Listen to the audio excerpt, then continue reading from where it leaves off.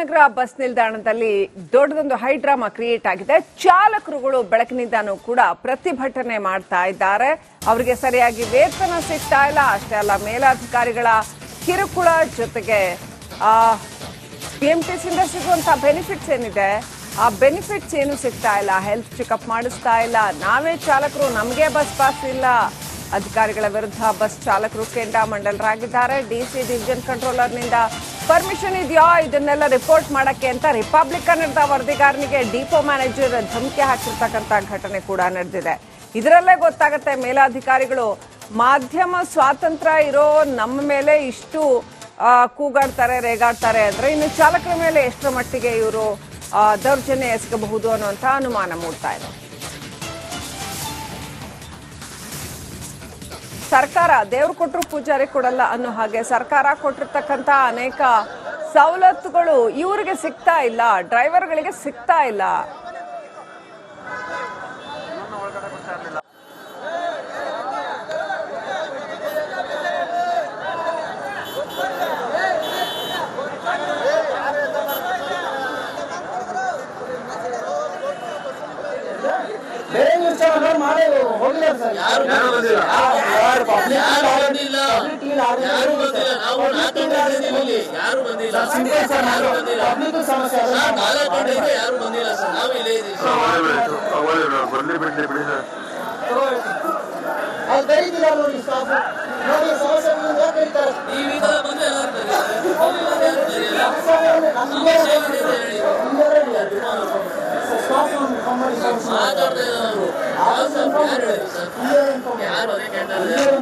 ಯಾರೋ ಮಾಡಿರ್ತಾರೆ.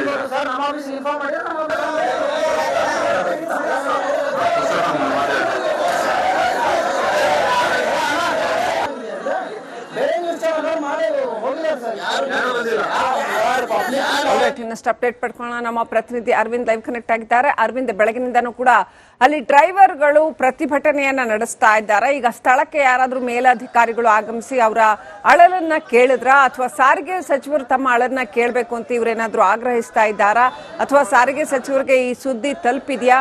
ಏನಿದೆ ಪರಿಸ್ಥಿತಿ ಈಗ?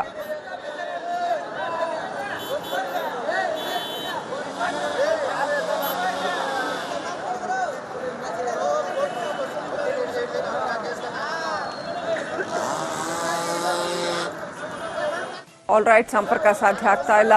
ಬೆಳಗಿನಿಂದನೂ ಕೂಡ ಬಿಎಂಟಿಸಿ ಡ್ರೈವರ್ಗಳು ಪ್ರತಿಭಟನೆಯನ್ನ ನಡೆಸ್ತಾ ಇದ್ದಾರೆ. ಸೂಕ್ತ ಸೌಲಭ್ಯಗಳು ಅವರಿಗೆ ಸಿಗ್ತಾ ಇಲ್ಲ ಅನ್ನುವಂಥದ್ದನ್ನ ಹೇಳ್ತಾ ಇದ್ದಾರೆ. ಅಷ್ಟೇ ಅಲ್ಲ, ಅವ್ರಿಗೆ ಪಾಸ್ ಸಿಕ್ಕಬೇಕು, ಪಾಸ್ ಸಿಗ್ತಾ ಇಲ್ಲ. ರೆಗ್ಯುಲರ್ ಹೆಲ್ತ್ ಚೆಕಪ್ ಇಲ್ಲ. ಮೇಲಾಧಿಕಾರಿಗಳು ಕಿರುಕುಳ ಕೊಡ್ತಾರೆ, ಯಾವುದನ್ನು ಕೂಡ ಅರ್ಥ ಮಾಡ್ಕೊಳ್ಳಲ್ಲ. ಮೇಲಾಧಿಕಾರಿಗಳ ಕಿರುಕುಳ ಸಾಕಷ್ಟಿದೆ ಅನ್ನುವಂಥದ್ದನ್ನ ಡ್ರೈವರ್ಗಳು ಹೇಳ್ತಾ ಇದ್ದಾರೆ.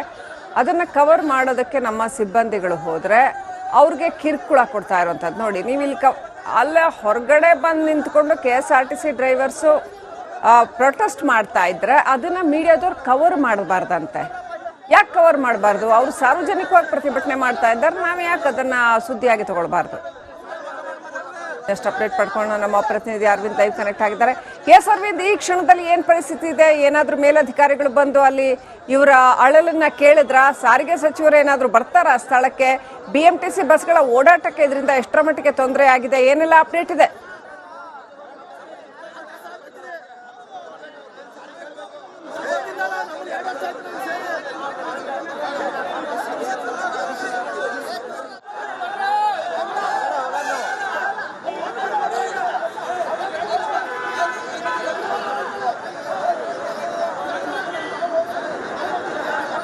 ಆಲ್ ರೈಟ್, ಸಂಪರ್ಕ ಸಾಧ್ಯ ಆಗ್ತಾ ಇಲ್ಲ.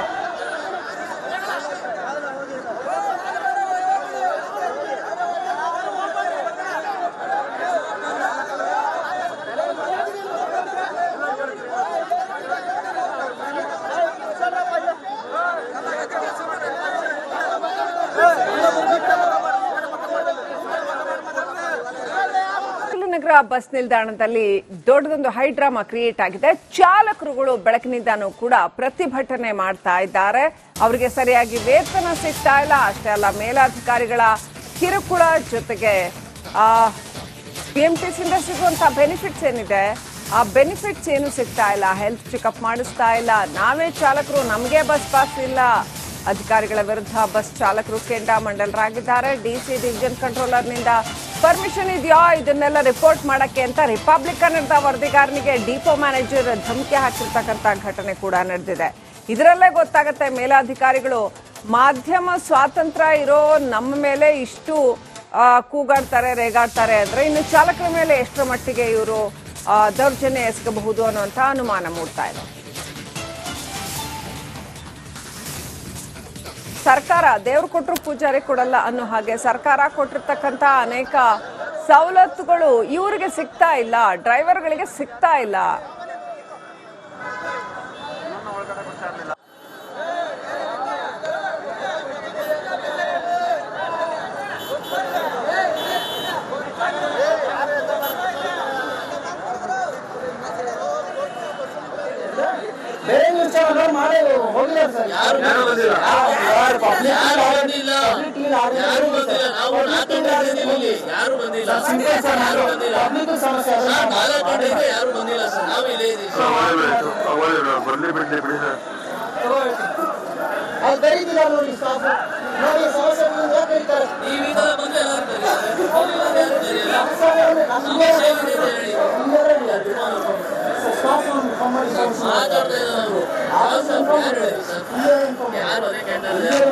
ಯಾರೋ ಮಾಡಿರ್ತಾರೆ.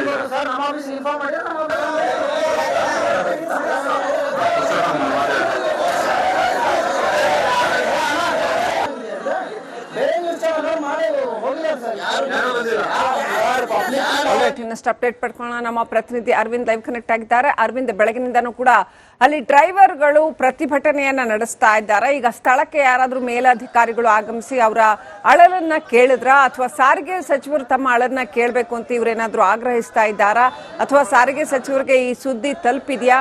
ಏನಿದೆ ಪರಿಸ್ಥಿತಿ ಈಗ?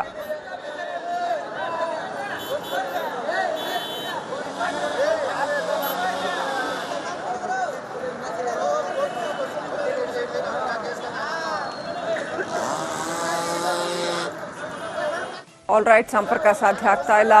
ಬೆಳಗಿನಿಂದನೂ ಕೂಡ BMTC ಡ್ರೈವರ್ಗಳು ಪ್ರತಿಭಟನೆಯನ್ನ ನಡೆಸ್ತಾ ಇದ್ದಾರೆ. ಸೂಕ್ತ ಸೌಲಭ್ಯಗಳು ಅವರಿಗೆ ಸಿಗ್ತಾ ಇಲ್ಲ ಅನ್ನುವಂಥದ್ದನ್ನ ಹೇಳ್ತಾ ಇದ್ದಾರೆ.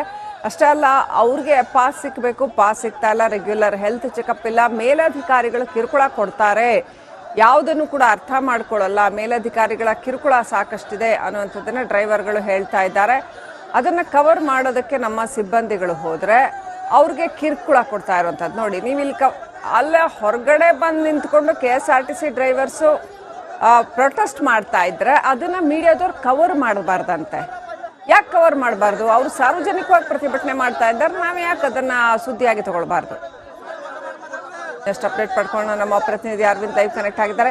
ಎಸ್ ಅರವಿಂದ್, ಈ ಕ್ಷಣದಲ್ಲಿ ಏನ್ ಪರಿಸ್ಥಿತಿ ಇದೆ? ಏನಾದ್ರೂ ಮೇಲಧಿಕಾರಿಗಳು ಬಂದು ಅಲ್ಲಿ ಇವರ ಅಳಲನ್ನ ಕೇಳಿದ್ರ? ಸಾರಿಗೆ ಸಚಿವರು ಏನಾದ್ರೂ ಬರ್ತಾರ ಸ್ಥಳಕ್ಕೆ?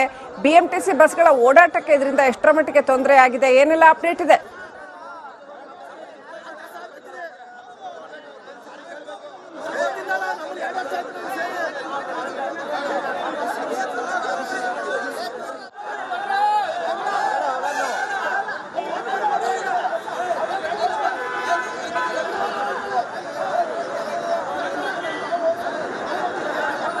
ಆಲ್ ರೈಟ್, ಸಂಪರ್ಕ ಸಾಧ್ಯ ಆಗ್ತಾ ಇಲ್ಲ.